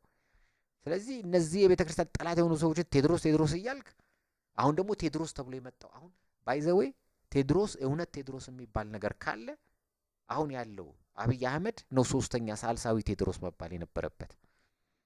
ምክንያቱም እሱ ቤተ ክርስቲያንን አጥቀቷል፣ አከርካሪ መጥቷል። አሁን ሽባ አድርጎ አስቀምጧቸዋል። አየው ሽባ አድርጎ አስቀምጧቸዋል። ዝም ብለው ሲርመጠመጡ ወይ እምነቱን አልያዙት ወይ ስርዓት አልጠበቁ። ዝም ብለው ገንዘብ ሲዘርፉ ስለኖሩ መጣ፣ አንቀጠቀጣቸው፣ አርፎ አስቀመጣቸው። በቃ ፖለቲካ ምንም ውስጥ እየገቡ ይዘበራርቁ ነበር በፊት። አለቀ። ስለዚህ ቴዎድሮስ የሚባል ነገር ካለ እሱ ሶስተኛ ነው ማለት ነው። እንደገና ቴዎድሮስ ነው ተብሎ ተዘፍኖለት የመጣ ሰው ነው። ትንቢት ነው። እነዛ ትንቢት ነው። አየህ አርቲስቶቹን ተወዷቸዋላችሁ። አርቲስቶቹን ይወዷቸዋል እነዚህ ሰዎች ያመልኳቸዋል ፎር ዛት ማተር። ስለዚህ ይሄ ቴዎድሮስ ነው ብለዋል። ቴዎድሮስ ነው ገባህ? ቴዎድሮስ ሊመጣ ነው፣ አገር ሊያቆም ነው። አንተ የሞትክላት አገር ክብሯ ሳይረሳ ድረስ ተብሎ የመጣ ሰው ነው ይሄ። አዮ መጥቶ ደግሞ ትልቅ ስራ ነው የሰራው። ስለዚህ ቴዎድሮስ ነው ማለት ነው። ቴዎድሮስ ነው ማለት ነው። ስለዚህ መርጠን አናልቅስ ነው። መርጠን አናልቅስ፣ መርጠን አንውቀስ፣ መርጠን አንተች፣ መርጠን አናድንቅ፣ መርጠን ሐውልት አንስራ። በቲፎዞ በድንቁርና ባለማወቅ በግብዝነት በትምክህት በጀብደኝነት አየህ የራስህን ታሪክ ስራ። የራስህን ታሪክ ስራ። አየህ የራስህን ታሪክ ቀዳማዊ ኃይለ ሥላሴ ኤርትራን ኢትዮጵያ ጋር ቀላቅለዋል። ቀይ ባህርን አምጥተዋል። ኢትዮጵያ ኖሯት የማያውቀውን የባህር ኃይል አቋቁመዋል። ከአክሱም ነው የመጨረሻው። በቃ አክሱም ሲፈርስ ነው መርከቦቹ የጠፉት። እሳቸው ናቸው ከአክሱም በኋላ ቀዳማዊ ኃይለ ሥላሴ ናቸው ይህንን ሁሉ ያመጣው። እሳቸውን ካላከበርክ ከዚህ የበለጠ ስራ የሰራ ሰው ሲመጣ ከዚህ የበለጠ ኃይለ ሥላሴ ከሰሩት ስራ የበለጠ ስራ የሰራ ንጉሥ ሲመጣ እሱን ቴዎድሮስ በለው። ሐውልት ሰራለት፣ ለሱ ዘፈንለት፣ አለቀ። አየው እንጂ ምንም ስራ ላልሰራ ራሱን ለገደለ ሰው ሐውልት ሰራለሁ፣ ዘፍናለሁ፣ እሱን ብቻ ልስፈንለት። ሁሉም ዘፋኝ እየተነሳ አፍ መፍቻ የአፍ መፍቻ ዘፈናቸው እሱ ሆነ። ቴዎድሮስ ጎንደር የጠራኝ ገለመሌ ይሆኗል። አሁን ዘፈኑ ሁሉ ጎንደር ምን ስላለ ነው? ምን ስለሆነ፣ ምን ስለሰሩ፣ ምን ስለተሰራ እዛ አካባቢ ምን ስላለ እስከስታ ነው ያለው። ሌላ ምን አለ? እስከስታ ነው ያለው። እስከስታ ደግሞ አገር አያሳድግም፣ ለሀገር አይጠቅምም። እንደውም ጅል ያደርጋል። ባህል በቃ ባህል ጥሩ ነው። ባህል አለ እዛ ባህል ነው። እስከስታው ባህል ነው። ግን ቴዎድሮስ መግባት አለበት እንዴ? ትምከት መግባት አለበት እንዴ? አየው ጀብደኝነት መግባት አለበት እንዴ? አየው ባህልን አሳድገው። ባህል ጥሩ ነው። ሁሉም ሰው ባህል አለው። ባህሉን ያሳድግ። ቴዎድሮስ የሌለበት ባህል አምጣ። ለአጼ የማይሸት ባህል ይዘና አየው እስከስታ ታመጣለህ። አዲስ አበባ ውስጥ አዶ ከርቤ በሱ ይጨፈራል። አዲስ አበባ ውስጥ ጥምቀት መጣ፣ እሱ ነው የሚከፈተው። ቴዎድሮስ ጎንደር። አዲስ አበባም ታሪክ አላት። አዲስ አበባም ስለ ራሷ ትስፈል። አለቀ። የራሷን ታሪኮች ትልልቅ ሰዎቿን ፈልጋ። እንደውም አዲስ አበባ ስለ ኃይለ ሥላሴ ነበር። እሷም ውለታ ቢስ ስለሆነች ነው እንጂ ውለታ ቢስ ነች። አሁን ደግሞ አብይ ቀይሯታል። አለቀ። አብይ ቀይሯታል። ቶታሊ ቀይሯታል። ቶታሊ ቀይሯታል አዲስ አበባ። ስለዚህ አሁን ሌላ ነች አዲስ አበባ፣ ሌላ ነች። ስም ማንሳት ካለብህም ሌላ ሰው ስም ነው የምታነሳው። አየው ድፈረው፣ ጥረው። አለቀ። አዲስ አበባ ውስጥ እዛ ጋር ሄደ ቴዎድሮስ 18ኛው መቶ ክፍለ ዘመን 19ኛው መቶ ክፍለ ዘመን ላይ ሄደ ቴዎድሮስን አትዝፈና። ካሳ ጥራኝ ጀግና ምናምን ሰው ጠፍቶ ከሺህ አንድ ሰው ገለመሌ ከሺህ አንድ ሰው። እዚህማ ሺህ ሰው ነበረ እኮ። ይኸው ኤርትራን አመጡልህ፣ ቀይ ባህርን ሰጡ። ማታመሰግን ውለታ ቢስ ስለሆንክ ነው እንጂ አየው ውለታ ቢስ ስለሆንክ ከሺህ ሰው አንድ ወደ ቀኝ ቢዞር ሰው የለም፣ ወደ ግራ ቢዞር ሰው የለም። ካሳ እንትኑን ጠጣና ገለመሌ ምናምን። ልክስክስ አወዳሽነት፣ የአዝማሪ ባህሪ አወዳሽነት። አየው አወዳሽነት፣ አለቅላቂነት ነው። አስፈላጊ አይደለም። ስለዚህ ለኢትዮጵያ አይጠቅማትም። አሁን ከዚህ በኋላ ወደፊት ለመራመድ የሚጠቅመን ነገር ፖዘቲቭ ነገሮችን እያያዝን ልኬት አምጠት አበጅተን ለሁሉም ለትምከቱም ለእብሪቱም ለጀብደኝነቱም ለኪነቱም ልኬት አበጅተንለት። አየው እንደ ዘፈንም ደግሞ ዘፈን ብቻ ሲሆንም አንድ ነገር እንትንነት ያመጣል እኮ ይሄ ዝገት ያመጣል። አየህ ዘፈን ብቻ እንዴት ይሆናል? አንድ ሀገር እኮ በዘፈን ብቻ ይኖራል እንዴ? ዘፈን ይበላል፣ ዘፈን ይጠጣል፣ ዘፈን ድንጋይ ሆኖ ይገነባል፣ ዘፈን ብረት ሆኖ ይቀልጣል፣ መኪና ይሰራበታል፣ ቺፕስ ሆኖ ኮምፒውተር ይሰራበታል። አይሰራበትም። ዘፈን ነው። ወፍም ይዘፍናል፣ እርግቦች ይዘፍናሉ፣ ወፎች ይዘፍናሉ። ሰው ከወፍ እኩል የሚሆንበት ነገር ቢኖር እኮ ይሄ ዘፈን ነው። በቃ እኩል ያደርጋል ከወፍ። አንተ ከወፍ ነው ሻል ማለት ያለብህ፣ ከእርግብ ሻል፣ ከአሞራ ሻል፣ ከእንቁራሪት ከምናምን ሻል። ምክንያቱም እነሱም በቋንቋቸው እኮ ይዘፍናሉ። እንቁራሪት የሚጮሁት እኮ ያው ለነሱ ዘፈን ነው እኮ፣ ለነሱ ኪነት እኮ ነው፣ ኪነት ነው። ከነሱ መሻል፣ ከነሱ ሻል፣ ከዘፈን ሻል። አየው ውሻም ያላዝናል ዘፈን በለው። እኛ ሰው ሊሞት ነው ምናምን የምንለው እኮ ለነሱ ዘፈንም ሊሆን ይችላል። ይሄ ምንድን ነው? ህብረ ዝማሬ ሊሆን ይችላል። ህብረ ዝማሬ ነው። ሁሉም አንድ ላይ የሚጮሁት፣ አንዱ ይጀምራል፣ ሁሉም ህብረ ዝማሬ እኮ ነው። ህብረ ዝማሬ ነው አባቴ። ኦርኬስትራ ግዴታ መጮህ የለበትም ከጀርባ ወይዛ በሲዲ ማስቀረጽ የለበትም። እሱንም እኮ ውሻውንም የጅቡንም የፈረሱንም እኮ ታስገቡታላችሁ ዘፈኑ ላይ። ዘፈን ስለሆነ እኮ ነው የምታስገቡት። አየህ፣ የፈረስ ድምፅ አንሰማም እንዴ? የፈረስ ድምፅ እኮ እንሰማለን ሙዚቃዎች ላይ አይደል? ዘፈን ነው ብላችሁ እኮ ዘፈኑ ውስጥ ከከተታችሁት በቃ ፈረሱም እኮ እየዘፈነ ነው። የኦርኬስትራው አንድ አካል ሆነ እኮ። አየህ፣ ባክግራውንድ እንትን እየሰጠ ነው። ኳየር ሆነ እኮ ፈረሱ። ስለዚህ ከፈረሱ መለየት፣ ከነዚህ ደግሞ ምንድናቸው? እነዚህ በረሮ ናቸው መሰለኝ ጥቋቁሮቹ ሌሊት የሚጮሁት። እነሱም ይዘፍናሉ። የእነሱም እኮ ህብረ ዝማሬ ነው፣ ዘፈን እኮ ነው። ከነሱ መለየት፣ ከወፍ መለየት። ዘፈን አይብዛ ኢትዮጵያ ውስጥ፣ ዘፈን አይብዛ። ያስገምተናል። እነዚህ አዝማሪዎች ናቸው፣ ዘፋኞች ናቸው። የሚሰራ ሰው ነው የሚያስፈልገን፣ የሚፈጥር ሰው ነው የሚያስፈልገን። አገር የሚያሳድግ፣ ህዝብ የሚያሳድግ። ህዝብ ዘፈን እየዘፈንክለት እስክስታ እያስጨፈርክ በየቦታው እሱን እየከፈልክ እያስጠጣ እያሰከርክ በጀብደኝነት ቴድሮስ እያሉ ይዘፍኑላቸዋል። ወጣቱ የሄደ ጫካ እየገባ አገሪቷን ያመሳል። ጦርነት።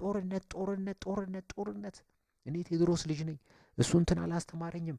ራሱን ፕሽ በ53 መፈንቅለ መንግስት ኃይለ ሥላሴ ላይ መፈንቅለ መንግስት ያደረጉ ሰዎች ነበሩ። እነሱም አብዛኞቹ ጎንደሬዎች ናቸው። ከዛ ተሸነፉ፣ ከሸፈባቸው። መጨረሻ አንድ ዳቆን የነበረ ንጉሠ ነገሥቱ ያሳደጉት፣ በቃ ታማኝ ይሆናል ብለው ከዳቆንነት ነው ያነሱት። በቃ ሰራዊቱ ውስጥ ከተቱት፣ አሰለጠኑት። ስዊድን ተማረ፣ ምን ተማረ፣ ኮሪያ ዘምቷል ምናምን። ወርቅነህ ገበየሁ ይባላል። መጨረሻ ከመፈንቅለ መንግስት አድራጊዎቹ ጋር ተመሳጥሮ አብሮ በንጉሱ ላይ ክህደት ፈጽሞ ከሸፈባቸው። መጨረሻ እንግዲህ የደህንነት ኃላፊ የንጉሠ ነገሥቱ የደህንነት የሀገር የደህንነት የአጠቃላይ የኢትዮጵያ የደህንነት ኃላፊ ነው ሰውየው የሆነው። ገና 30 ምናምን ዓመቱ ነው፣ ወጣት። ልጃቸውን ሁላ ሊደሩለት የንጉሥ ልጅ ሊያገባ ማለት ነው። አየህ የአህያ ስጋ አልጋ ሲሉት መሬት ነው። መጨረሻ መፈንቅለ መንግስት ከሸፈባቸው። መጨረሻ እኔ ቴድሮስ አላስተማረኝም ብሎ ጥይቱ በራሱ ነው የጠጣው። ጠጣ። አየህ የዚህ ማህበረሰብ በተለይ እዛ ሰሜኑ ይሄ ጎንደር ማህበረሰብ በርስ በርስም ግጭት እኔ ጎንደር ቴድሮስ ያስተማረኝ እያለ ራሱን እየገደለ ነው የሚያልቀው። ይሄ ማህበረሰብ ሞኝነት፣ ጅልነት ነው። መቼ ነው የሚያበቃው ይሄ? ራስን ለምን ትገላለህ? አትግደል፣ ራስን ትጠቅማለህ። ቢያንስ ለቤተሰብ እዛ ልጆችን ማን ሊያሳድግ ነው? የወለድካቸው ልጆች ማን ሊያሳድግ ነው? ኑርና አየህ ቅጣትም ካለ ተቀተህ ብትኖር በህይወት ብትኖር ላቸው በምህረትም ተፈተህ እኮ ሰው ትሆናል። ቴድሮስ አላስተማረኝም ቷ ቴድሮስ እጅ መስጠት አላስተማረኝም ቷ በቃ ስንቱ ራሱን ፈጅቷል። አሁን እንትን ብታደርጉ ኦዲት ብታደርጉ አብዛኛው ሰው የሆነ ነገር ይፈጽምና የሆነ ነገር ሲሆንበት ጧ ነው ራሱን በቃ አለቀ። ስለዚህ ይሄ ራሱ መቅረት አለበት። ይሄ ጎጂ ልማድ ተብሎ ጎጂ ልማዳዊ ድርጊት ነው። ማን ይንገራችሁ? አይነግሯቸውም እኮ ጀግና ይሏቸው፣ ይዘፍኑላቸው እኮ እንደ ቴድሮስ ይሏቸዋል። ይሄ አለቅላቂ የኪነ ጥበብ ባለሙያ አለቅላቂው ለእናንተ አይነት ይሄኛው ልክ አይደለም። ይሄ ነገር መቅረት ጎጂ እንደ የሴት ልጅን እንደ መገረዝ ተደርጎ መቆም ያለበት ነገር ጎጂ ልማዳዊ ድርጊት ተብሎ እንደ ጥቁር ደም የሚባለው ነገር መቅረት። አየው ጥቁር ደም ምናምን በቃ ሄደ ትገላለህ። የሆነ ነገር የበደለህን ሰው ምናምን ሄደ ትገላለህ፣ ከዛ ትጠፋለህ። ከዛ ደግሞ ሰው ተወልዶ አድጎ ያንተን የሆነ ሰው ይገላል፣ ይጠፋል። እንዲህ ያለው ነው በቃ ሲጠፋፉ የኖሩት። እና ጎጂ ልማዳዊ ይህን ላይ ነው አብዮት ማካሄድ ያለባችሁ። ቴዎድሮስን ተዉት፣ ካሳን ተዉት፣ ይረፍዛ። ሲኦልም ይሁን ምንም ይሁን እዛ ገነት እንኳን አይገባም፣ ሲኦል ነው የሚሆነው። እዛ በቃ እየተቃጠለም ከሆነ ይቃጠልበት በሰላም የተቀቀለም ከሆነ ይቀቀልበት። ተዉት በቃ እሱን ለፈጣሪ ስጡና ተዉት፣ እርሱት። ሐውልት ምናምን እያላችሁ ኪነት አሁን እንደ አዲስ ይዘፍኑለታል ከ150 ዓመት በኋላ እንደ አዲስ። ስለ ራሳችሁ ጎጂ ልማዳዊ ድርጊታችሁን ማስቀረት፣ ትምህርት ላይ መስራት፣ እውቀት ላይ መስራት፣ ትምህርት ላይ መስራት፣ ኢንዱስትሪያላይዜሽን ላይ መስራት፣ አገርን እናንተ እሱ የምትወዱት ከሆነ ኢትዮጵያን በማሳደግ ለኢትዮጵያ በመስራት ለሀገራችሁ ለህዝባችሁ በመስራት ለራስህ ተው ኢትዮጵያን ተውና ለራስህ ለአካባቢህ ጎንደሬ ነኝ ለሚለው አየው ለሱ ስራለት፣ ለሌላ አይደለም፣ ለሱ ስራለት፣ እሱን አሳድገው። አየው ለሱ ለኛ አንፈልግም፣ ተውት። ለኢትዮጵያ ምናምን የሚለው ነገር ትልቅ ነው። እሱ ወደፊት ስትሰለጥኑ ታስቡታላችሁ። ለኢትዮጵያ የሚለው እዛ አጠገብህ ላለው ወንድምህ አድርግለት።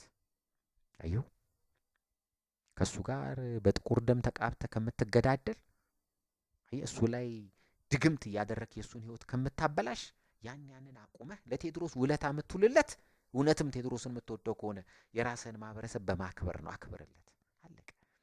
አለቀ። ስለ አንድ እንትን እየዘፈንክ 1000 ዓመት እየዘፈንክ እኛም ሰለቸን። የኢትዮጵያ ህዝብ ሰልችቶታል። ሌላው ብሔራው ምን ያደርግለታል? ሶማሌ ስለ ቴዎድሮስ ምን ያደርግለታል? አትስፈንለት። ኦሮሞ ምን ያደርግለታል? ስለ ቴዎድሮስ አትስፈንለት። አየው ግንኙነት ስለሌለ ከኦሮሞ ጋር እንደውም ኔጌቲቭ ነው። እነዛን እጆቻቸውን የቆራረጣቸውን ምናምን ነው የሚያስታውሱት። ገባ? ስለዚህ አይፈልጉትም። ወሎ አካባቢም እንደዚሁ ወርቂት ምናምን ገዣቸውን ከነሱ ጋር የነበረውን ስለሚያውቁ ፖዚቲቭ ነገር የላቸውም። ሸዋ ውስጥም እንደዛው ነው፣ ትግሬም እንደዛው ነው። ግን ለፖለቲካ የ50ዎቹ ኪነት አገንነውና አፄ ኃይለ ሥላሴን ለማዋረድ የተገኘ የተሳበ ካርድ ስለሆነ ሁሉም ቴዎድሮስ ብሎ ሳቡትን። ያ ሜንስትሪም ፖለቲክስ እና ሜንስትሪም የሀገር ታሪክ ውስጥ ገባ። ከዛ በኋላ እንዴት ይውረድ? አየሁ አሁንም እንደ አዲስ አሁን ግን ይበቃናል። 2008 2010 ስርዓት ቀይራችሁበታል፣ ተበልቶበታል። አዝማሪዎቹ 3 ዓመት ሙሉ ግጠውበታል። በደንብ አድርገው ዓለምን እየዞሩ በየሀገሩ ያለውን ኢትዮጵያዊ በደንብ ኪሱን አውልቀውበታል፣ ግጠውበታል። ብዙ ለውጥ የመንግስት ለውጥ መጥቶበታል። ብዙ ህዝብ አልቆበታል። ብዙ ሚሊዮን ሰዎች ተፈናቅለውበታል። ብዙ ህዝብ አልቆበታል፣ ታርዶበታል፣ ተገሎበታል፣ ተጨፍጭፎበታል። አለቀ። ደምድሙት። እዚህ ላይ ይብቃ። አሁንም እንደገና ቴዎድሮስ ትላለህ እንዴ? ታዲያ የሁሉ ከሆነ በኋላ እንደገና ሌላ ስርዓት ለመቀየር አሁን መንግስትን ለማፍረስ በቴዎድሮስ ትመጣለህ? ሌላ ሰው ቀይር፣ ሌላ ሰው ፈልግና በሌላ ሰው ዘፍነ ደግሞ ቀይር። ትላንትና ስርዓት ባፈረስክበት ሰው ንጉስ አሁንም እንዴት ሌላ ስርዓት ላፍረስበት ትላለህ? አየው የንጉሠ ነገሥቱን ስርዓት አፍረሳችሁበታል። አሁን ኢህአዴግን አፍረሳችሁበታል። አለቀ። ቴዎድሮስ ብለህ ያመጣው ሰውዬ ስልጣን ላይ ነው። እሱን እንደገና በቴዎድሮስ ዘፍነህ በሌላ ቴዎድሮስ ዘፍነህ በቴዎድሮስ አቀንቅነህ አገር ሊያቆም ነው ብትል ራሱ እኮ ዘፍነህለታል። በቃ እሱ ራሱ ነው ያለው። አሁን ቴዎድሮስ ነው ያለው እኮ ቤተ መንግስት አስገብተዋል። ቴዎድሮስ ቁጭ ብሏል ቤተ መንግስቱ ውስጥ። አለቀ። ስለዚህ ሌላ ከዚህ በኋላ ቴዎድሮስ ብለህ ብታራገብ ሰውየውን ነው ራሱ ያለውን ሰውዬ ነው የምታወድሰው እንጂ እሱን መቃወም አይሆንም። ስርዓትም ልታፈርስበት አትችልም። አሁን ልታፈርስበት አትችልም። ቴዎድሮስ ብለህ ያመጣውን ሰውዬ ቴዎድሮስ ብለህ ዘፍነህ እንደገና ልታፈርሰው አትችልም። ለሱ ነው በልኩ ነው የሰፋህለት። ዘፈኑ የተሰራው በሰውየው ልክ ነው። አየህ፣ በሰውየው ልክ ነው የተሰፋለት ዘፈኑ። ቤተ መንግስት ባለው ሰውዬ ልክ በቃ ከሱ ጋር ነው የሚገጥመው ይሄ ዘፈን። ይሄ ልብስ የተሰፋው ለሰውየው ነው። ያን ሰፍተህ አልብሰው ስታበቃ ያን ልብስ እንደገና ለሌላ ሰው ልታለብስ ትፈልጋለህ? ስለዚህ ይበቃል። እስቲ ይበቃል። ሰልችቶናል። በቃን። አንፈልግም። አየው፣ ይሄ የምሬት መልስ ይበቃችኋል። በቃ ከዚህ በኋላ ትውልዱም አይፈልግም። ትውልዱም ሌላ የተሻለ ነገር ነው የሚፈልገው። ስለ አንድ ዴሞክራት ንገረው። ስለ አንድ አገሩን ስላሳደገ በፈጠራ ስለ ኢኖቬሽን ንገረው። አገሩን ትልቅ ስለሚያደርግ ነገር ንገረው። አለቀ። እሱን መስማት የሚፈልገው። ራሱን ስለገደለ ሰው መስማት አይፈልግም። አለቀ። ስለዚህ የኪነ ጥበብ ባለሙያዎች፣ አርቲስቶች፣ ጋዜጠኛ ወሬ ያገኘን ብላችሁ ስም ብላችሁ የምትለፈልፉ ሰዎች አላችሁ በሚዲያ። ስለዚህ እናንተም ይበቃችኋል። በቃ ሌላ አጀንዳ አምጡ። ይህንን አጀንዳ ቅበሩት። ለአንዴና ለመጨረሻ ጊዜ ቅበሩት። በቃን፣ አንፈልግም መስማት ከእንግዲህ። ዘፈኑንም አትክፈቱልን፣ አዲስ ዘፈንም አትስሩ። አለቀ። ነጠላ ትርክትና ብላችሁ ደግሞ የጀመራችሁት ነገር ይሄኛው የወል ትርክት ሊሆን አይችልም፣ አይወክልም። የኢትዮጵያን አብዛኛውን የህብረተሰብ ክፍል አይወክልም። ነጠላ ትርክት ነው። ባይት ሰልፍ ነጠላ ትርክት። ስለዚህ አንፈልገው። ከትርክትም አውጣው። አየው፣ አንድ የሚያደርገን ሌላ ሰው ፈልግ፣ ሌላ ንጉስ አምጣ። አለቀ።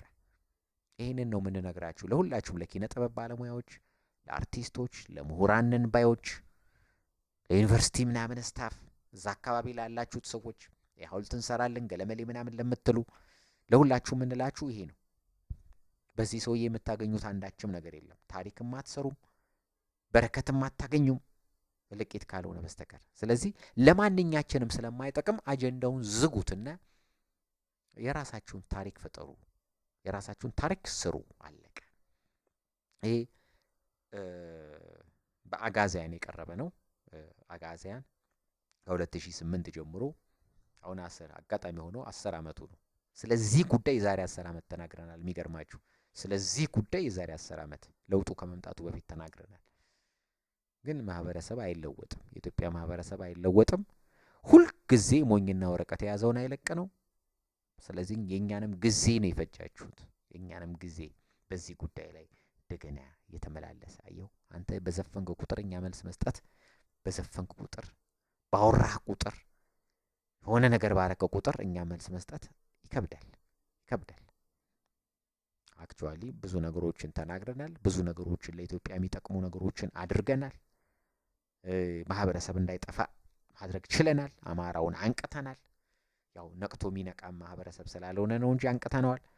ክርስቲያን የሚባለውን ማህበረሰብ ከመጥፋት ታድገነዋል። ምንም ጥርጥር የለው። ያለ ምንም ጥርጥር ያልነውን ቢሰማ ኑሮ ደግሞ የተሻለ ነገር ይሁን ነበር። አሁን ግን ያልጠፋው እኛ ቀድመን ስላነቃ ነው። አየው፣ በኋላ ላይ ነገሮች ሲፈጠሩ ሌትሊ የገባው ቢመጣም ቢያንስ እንዲገባው አድርገናል። እነዚህ ሁሉ አዲስ ነገር የለም። የሚመለከተንን ነገር አድርገናል። ይሄም ጉዳይ እንደማይጠቅም ስለምንበት ነው በተደጋጋሚ የሰጠነው መግለጫ የሰጠንበት ማብራሪያ የሰጠንበት። እናመሰግናለን። አጋዚያን 2018 ዓመተ ምህረት ታንኪዩ ቻው።